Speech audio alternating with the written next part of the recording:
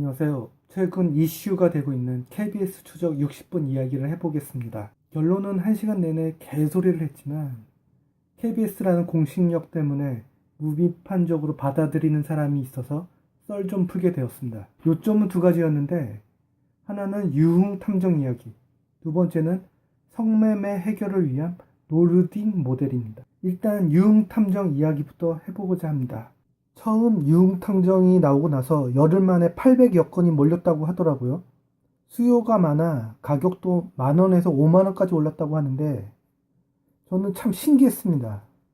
전혀 공식력이 없는 사기꾼들에게 전화번호의 성매매 여부를 알려달라? 차라리 사기꾼에게 어느 주식이 오를 거냐고 묻는 게 나아 보입니다. 물론 사기꾼이 성매매를 DB를 구입했을 수도 있고 구라로 DB를 만들 수도 있는데 그 DB를 온전히 사실이라고 보는 것 자체가 좀 황당하지 않습니까? 구라로 DB를 만들어도 확인할 방법이 없어요. 이미 수없이 구라로 드러난 케이스가 많고 설사 어느 정도 만든다 한들 잘못된 정보로 남성이 입는 피해를 돌이킬 수는 없죠.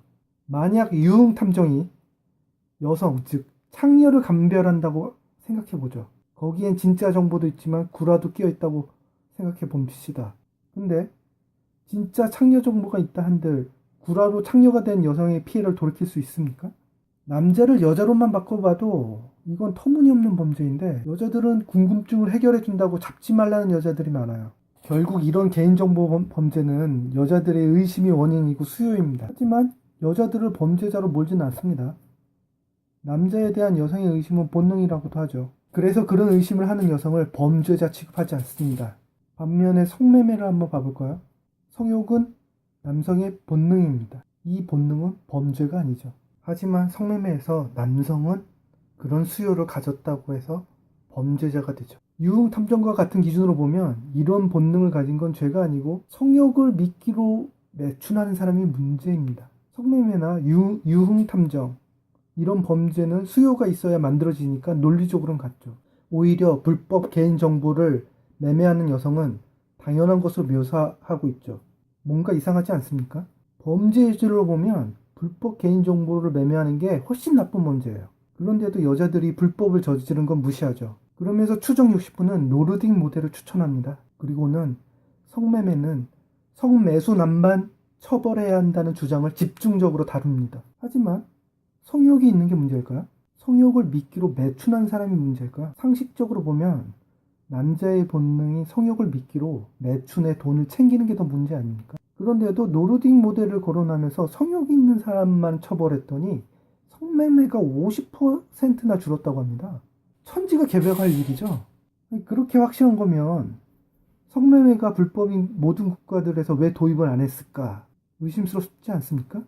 20년이나 지났고 효과가 좋은데 왜 20년 동안 고작 4개국밖에 도입을 안 했어요.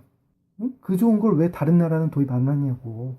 어떤 주장을 하려면 논리적으로 설득력이 있어야 합니다. 둘 다 처벌했을 때와 어떤 차이점이 있어서 성매매를 덜 하게 된다는 것인지 논리적인 주장을 해야 되는데 추정 60분에서는 페미들이 앵무새처럼 하는 말만 따라하고 있어요.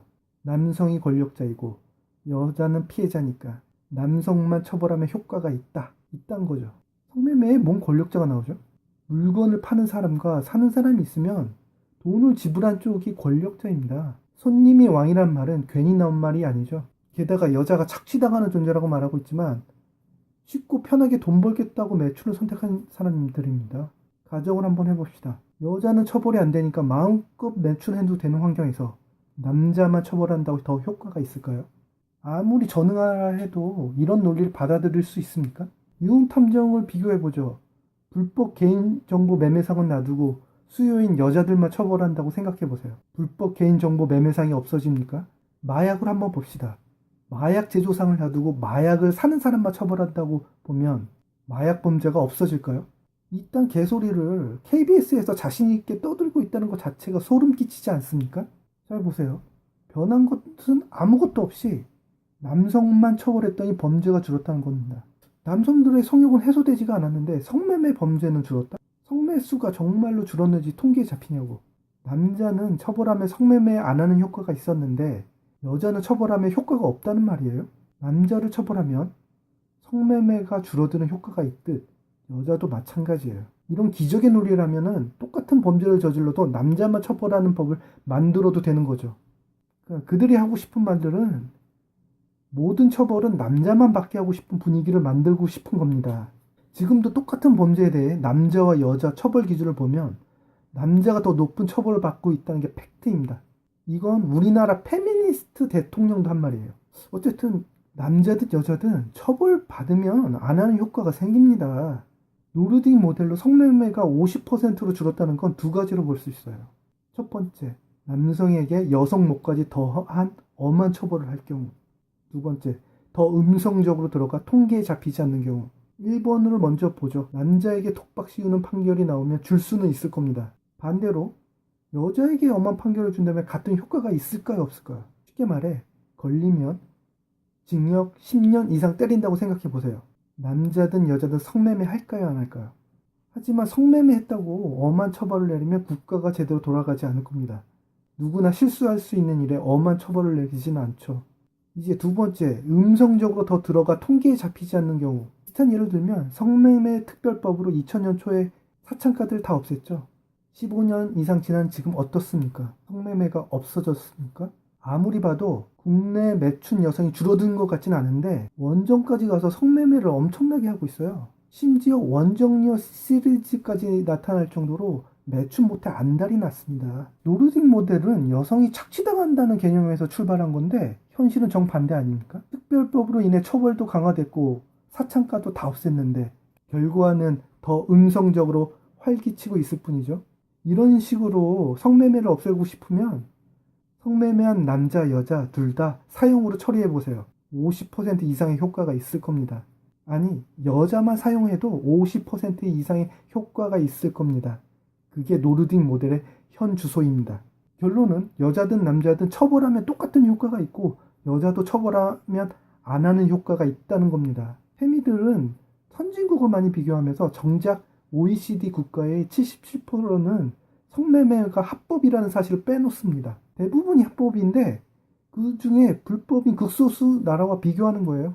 사실상 OECD에서는 성매매가 완전히 금지된 나라는 슬로베니아와 한국뿐입니다. 또한 페미니스트의 천국 뉴질랜드도 성매매가 합법이죠. 그 잘난 노르딕 모델도 고작 4개국 국가에서만 실행한다는 겁니다. 그렇게 좋은 거면 다른 나라에서도 다 했겠지. 성매매를 정말 줄이고 싶으면 성욕을 어떻게 해소해 줄 것인가 초점을 맞춰야지 그냥 찍어 누른다고 해결됩니까? 문제를 해결하고 싶다면 원인을 해결할 생각을 해야 됩니다. 근데 남자만 처벌하면 좋겠다고 방송에서 떠들어댑니다. 그렇다면 성매매의 원인인 성욕을 해결할 방법이 뭐가 있을까요? 가장 간단한 방법은 거세시키면 됩니다. 근데 그건 안 되겠죠. 그렇다면 쉬운 방법이 뭐가 있을까요? 야동입니다. 그 외에 섹스돌, 가상으로 성욕을 해결할 수 있으면 성매매는 당연히 줄어들 수밖에 없겠죠. 그러니까 법적으로 아랍 국가처럼 규제되어 있는 성인 규제를 풀어야 한다는 것입니다. 야동, 섹스돌을 규제한 나라는 OECD 국가 중에 한국만 유일합니다.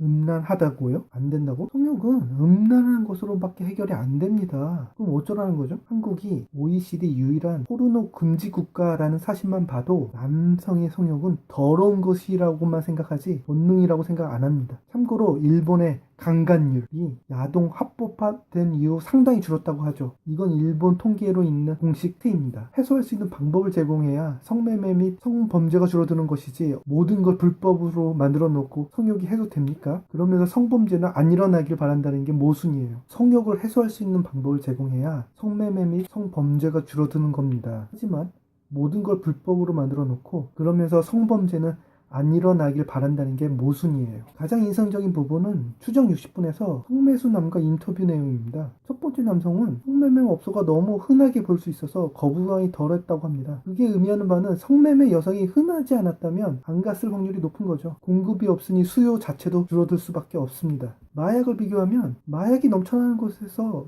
거부감 없이 마약을 구입하게 되는 원리랑 같습니다. 두 번째 남성은 여성의 성을 사는 게 불법이라는 사실을 처음 알았다고 합니다. 처음에는 몰랐을 리가 없는 거짓말쟁이거나 바보인 줄 알았습니다. 역시 페미 제작진이 한남충의 수준을 보여주기 위해 이런 사람을 잡아줬구나 생각했는데 말을 들어보면 너무나 논리적이고 합리적인 거예요. 구속이나 감금을 한 것도 아니고 서로가 필요에 의해서 성매매를 하는 것인데 왜 불법이냐? 놀랍게도 대단히 합리적이죠. 이 정도 논리면 성매매가 불법일 수가 없는 거죠. 아무리 생각해도 남에게 피해를 주는 것도 아니고 서로가 필요에 의해서 하는 것일 뿐인데 이게 왜 범죄가 되는가? 다시 한번 고민하게 됩니다. 사실 병역 거부도 양심의 자유라면서 무죄가 되는 판에 이런 게 왜 범죄가 되는지부터 생각해 보게 되는 거예요. 병역 거부를 보면 인권 문제 때문에 무죄라는 것입니다. 근데 세계 인권단체 엠네스티는 성매매 관련자 모두를 처벌하지 말자고 성명을 냈습니다. 성매매를 처벌하는 건 인권 침해라는 거죠. 병역 거부 같은 심각한 사회 문제를 야기하는 범죄도 인권 때문에 무죄인데 성욕이라는 본능을 서로 합의하에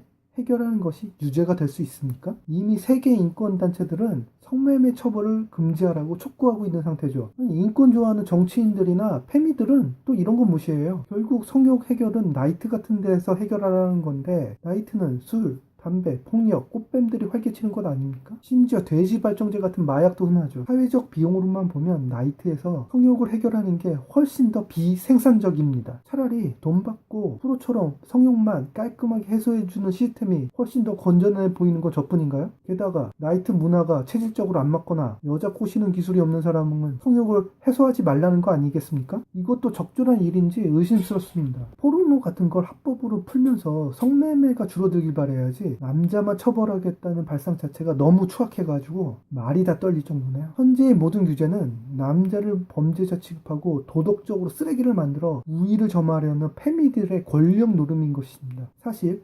남자들에게 실력적으로 모든 게 밀리고 있으니 도덕적 우위라도 가져보고 싶은 겁니다. 이런데도 KBS 추정 60분은 노르딕 모델이 해결책인 양 말합니다. 근데 이런 쓰레기 같은 이야기를 공중파에서 계속 다뤄줘야 되는 것인지 항의하고 싶네요.